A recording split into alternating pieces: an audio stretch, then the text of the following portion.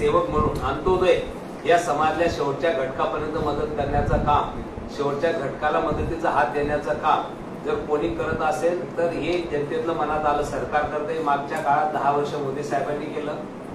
आणि मित्रांनो, हे राजकीय व्यासपीठ नाही, पण तुम्ही ज्या समितीच्या अध्यक्षा, कारण बऱ्याच वेळेला काय होतं की आम्ही अध्यक्ष होतो, काही लोक विरोध करता, काही लोक निगेटिव्ह बोलता, आम्ही उत्तर देत नाही त्याचं, कारण आम्हाला बरीच माहिती नसते त्या गोष्टीची.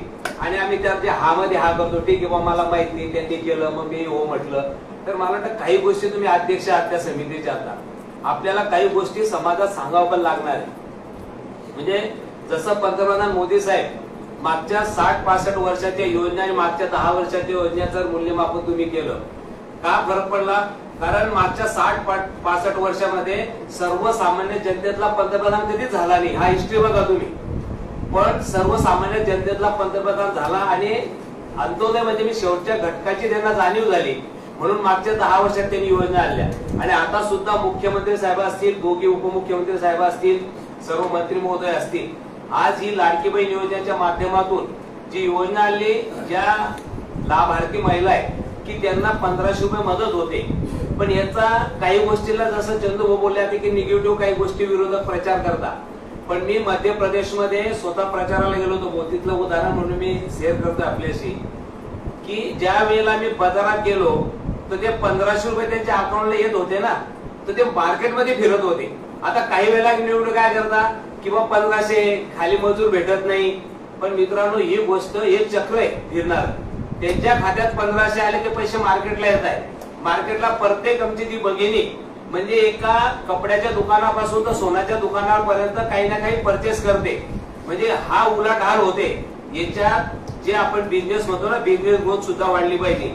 तर याला ते कारण पण आहे की गरीबाला मदत पण होते. आणि ते मदत होत असताना मागच्या 60-65 वर्षाचे दारिद्र्य रेषा खालचे जे कुटुंब होते ते वाढत होते. पण मागच्या 10 वर्षात ते कुटुंबाची संख्या आता कमी झाली, दारिद्र्य रेषा खालच्याची ती वाढली. कारण अशा योजना आल्या आणि ते दारिद्र्य रेषा खालच्या त्यांची उंची वाढली.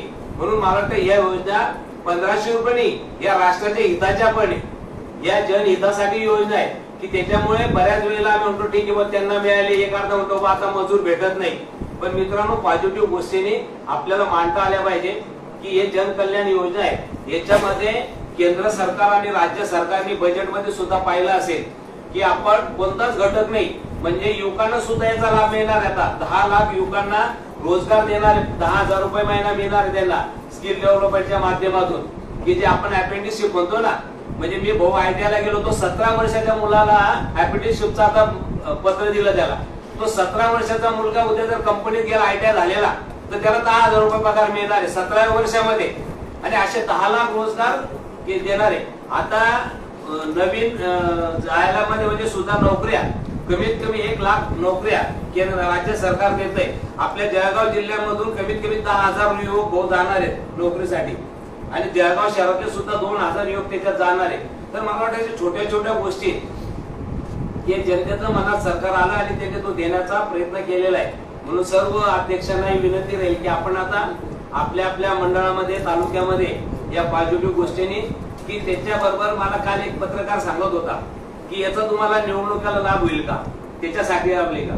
पण मित्रांनो, आपण वारकरी संप्रदायाचे आहोत. महाराष्ट्र हा वारकरी संप्रदाय, परमार्थ बरोबर स्वार्थ हा आपला नारा आहे. त्याच्यामुळे हे परमार्थ करतोय आपण, जनकल्याणाच्या साठी आपण हे परमार्थ करतोय. पण त्याच्यामध्ये आपल्या माध्यमातून जनतेला जोडणं आणि तुम्ही जर सेवा केली तर मला वाटतं सेवेतून नक्कीच आपल्याला यश येतं, लोक आशीर्वाद देतात. पण जनतेपर्यंत आपण जात असताना या पॉझिटिव्ह गोष्टीने जावं लागेल आपल्याला. बऱ्याच वेळेला राजकारणामध्ये 19-20 होतं, जातीपातीचं राजकारण, सर्व बाजूला ठेवून जो काम करेल त्याच्या पाठीमागे उभे राहा, ही भूमिका आपल्याला सांगता आली पाहिजे. मतदानाच्या वेळेला जातपात न पाहता जो काम करतोय, जो गरिबांबरोबर आहे, जो शेतकऱ्यांबरोबर आहे, या लोकांना मला वाटतं जनतेने आशीर्वाद द्यावे, हा सुद्धा मेसेज आपल्याला जनतेसमोर मिळावा लागेल. आणि येणाऱ्या काळामध्ये आज जसं 1500 रुपये देतोय, अजून जास्तीत जास्त आम्हाला जनतेसाठी काय करता येईल हा सुद्धा मेसेज मला वाटतं आपल्या माध्यमातून जावा, अशी आपल्या सर्व अध्यक्षांना विनंती. अजून पालकमंत्री साहेबांचे पुन्हा अभिनंदन करेल की आपण पुन्हा जळगाव जिल्ह्यात काम करत असताना बऱ्याच अडचणी सुद्धा येतात. पण मला वाटतं शेवट आपण अडचणीतून मात करून पुढे जाण्याचा प्रयत्न करत असतो. आणि याच्या माध्यमातून आपण सर्व तालुक्यांमध्ये कलेक्टर साहेबांनी आता नियोजन केलेलं आहे, तर त्याच्यामध्ये जास्तीत जास्त संख्या आणणं ही आपल्या सर्वांची जबाबदारी. आम्ही सुद्धा महानगरमधून जास्तीत जास्त संख्यानुसार आम्हाला खर्च कमी आणण्यासाठी आम्हाला लोक जेवण करून येतील, त्याचा खर्चही कमी होऊ शकतो, गाड्यांचा खर्च कमी होऊ शकतो. आम्ही जास्तीत जास्त लोक आणण्याचा आयुक्त साहेब आलेले आहेत, आम्ही आमचा प्रयत्न करू.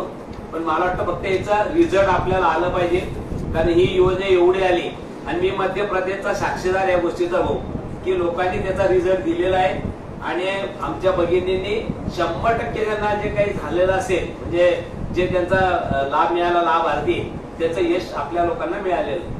धन्यवाद.